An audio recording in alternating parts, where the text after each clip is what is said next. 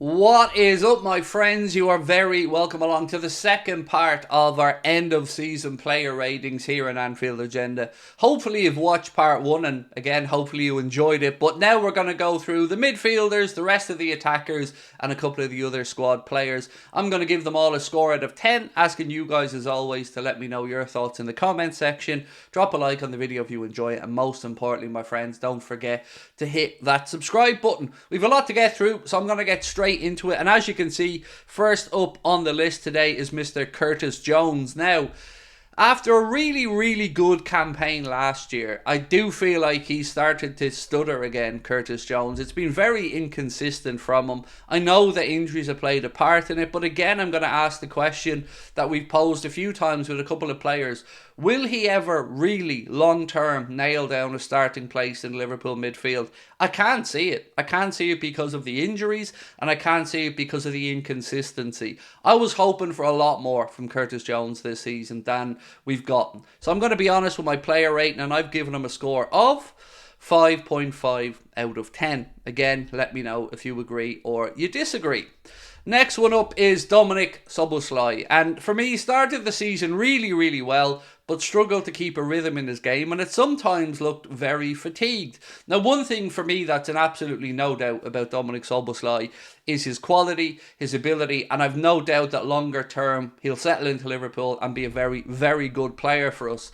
We just need to figure out where his best position is in an Arne Slot team. Obviously, when he was playing at Leipzig, more familiar off that right-hand side. At Liverpool, he struggled to adapt, and that's not unusual for a player coming into a new league. So, for me, I'm going to be kind with my player rating here. He should have probably done a little bit better than he has, but I've no doubts about Dom moving forward. So I'm going to give him a score today for the season of 6.5 out of 10. Again, let me know if you agree or disagree. Next up on the list is one of my personal favourites, Mr. Harvey Elliott. I don't think that Harvey Elliott gets the credit that he deserves. Now, people are starting to slowly realise what I've been trying to preach about for a long time. This kid is legit. This kid is an excellent footballer and could very well become our David Silva, Phil Foden type of player. I'm glad that he started to get more game time towards the end of the season, but honestly, I feel like he deserved more games this season than he got. I think Arne Slot will absolutely love working with him. I have to admit, I also love that he's a diehard Liverpool fan himself. So for me, for his performances this season, I'm going to give Mr. Harvey Elliott a score of 7.5 out of 10. I think it's very well deserved. Again, let me know if you agree or disagree. Next up is one that will probably divide opinion a bit, and that is Ryan Gravenberch. This needs context for me, ladies and gentlemen. Ryan came in after playing very little football with Bayern Munich in a spell there. He started quite well, but again, I feel he was a player, and I don't know what happens on the training ground, obviously I'm not there, but I feel like he was a player this season who's again being underutilised, particularly in the latter part of the season. It felt like even when he came in and had a good game, he never really got given a consistent run in the team. What I personally love about Ryan Gravenberch's game is his ability to carry the ball through the lines, but also he's not shy of getting into the penalty area and trying to get on the score sheet as well. So I'm expecting a good season. I absolutely detest all these links with him and a move away from Liverpool. I think it's madness. I'm expecting him to keep carrying and progressing. But for me, I think he's had a pretty good campaign. So I'm going to give Mr. Ryan Gravenberch a score of 6.5 out of 10. And again, I feel like he should have had some more minutes. Next up is going to be Bobby Clark. And, you know, Bobby was right in the periphery of whether I'd put him in this video or not, you know, because I didn't want to be unfair to him because he only had a handful of games. But I just wanted to highlight, I guess, the faith I have in Bobby Clark and that the club seems to have. One of the biggest praises, I guess, you can give a young player who comes into the team is that they never look out of place. And Bobby Clark, obviously, his father was a professional footballer, and he's brought into Liverpool from Newcastle with high expectations, and I feel that he's absolutely living up to those. Signed a new contract as well. It'll be interesting to see whether next season Arne Slot will choose to send him out on loan maybe to get more experience, or whether he'll be kept in and around the first team. For me, I have no problem either way. Really like Bobby Clark, and I've given him a score of 6.5 out of 10. Again, didn't have a whole lot of game time this season, but you can see the quality that the young man has.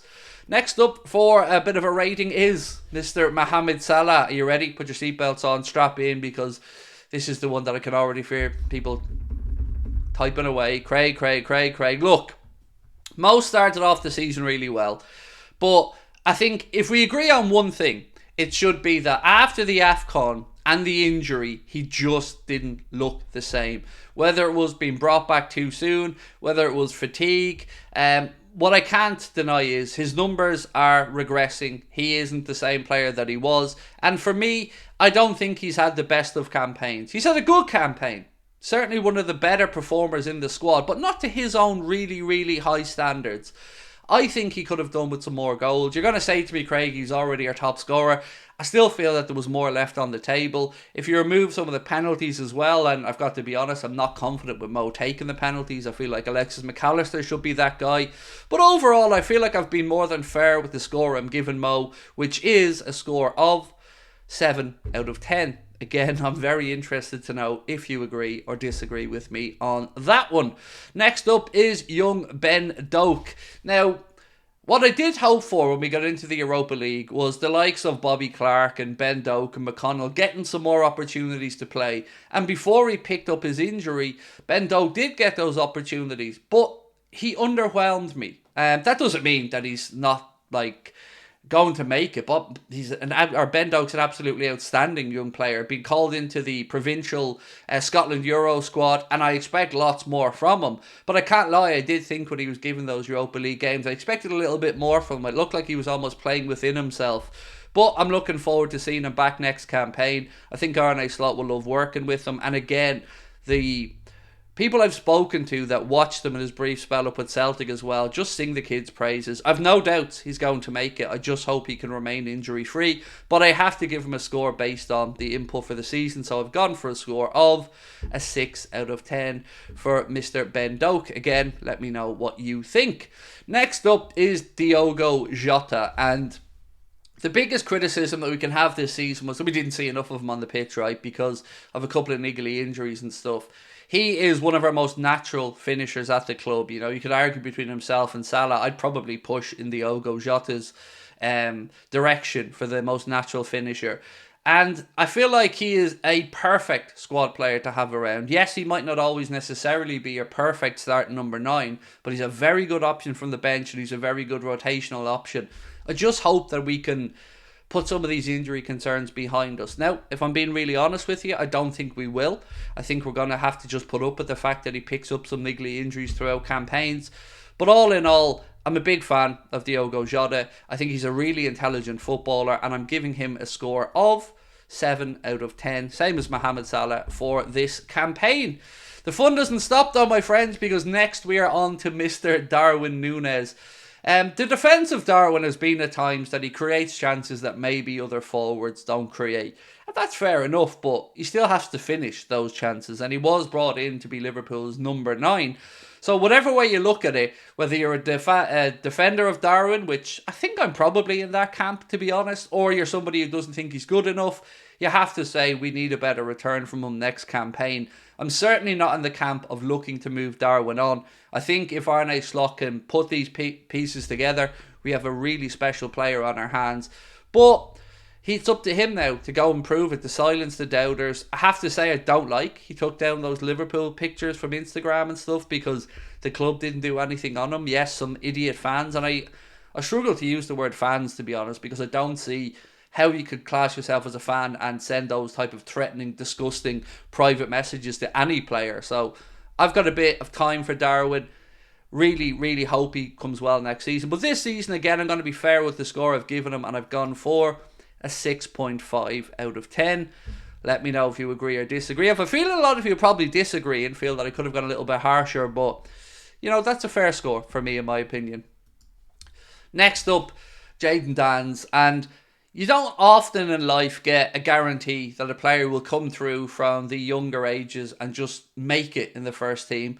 But I think with Jayden Danns, we are close to one of those players. You know, the likes of a Robbie Fowler, a Michael Owen, a Stephen Gerrard, when they were coming through the academy, they were known about. Jayden Danns announced himself on the scene this year with some really important goals. If I remember correctly, finished on the pitch in the Carabao Cup final as well. And I've been really impressed with him. I would say I think a loan is probably the right move here. I'm thinking somewhere like Leeds United, maybe high up in the Championship. But all in all, what a breakthrough campaign for Jayden Danns. We're all fans of the kid. We all want him to make it. And I've given him a score of 7 out of 10. Mostly because he didn't get that many minutes. Very impressive when he's been on, though. Like the hunger, the desire, and of course the natural goal scoring ability. We've a couple more to go, my friends, and next up is Mr. Cody Gakpo, excuse me, who did of course become a father this season as well. Baby Samuel born into the world. Congratulations to Cody and his missus. I've been somebody who's actually enjoyed Cody Gakpo this season, particularly when we started to see him on the left-hand side where he just does look more comfortable. People will talk about his goal-scoring ability. People will knock him for other things, but I really like the kid. I say kid, he's 24 years of age now. I think we're going to see him really, really blossom under Arne Slot, and I've enjoyed watching him this season. I felt like some of the criticism that he received was very much over the top. So with that in mind, I have given Mr. Cody Gakpo a score of 7 out of 10.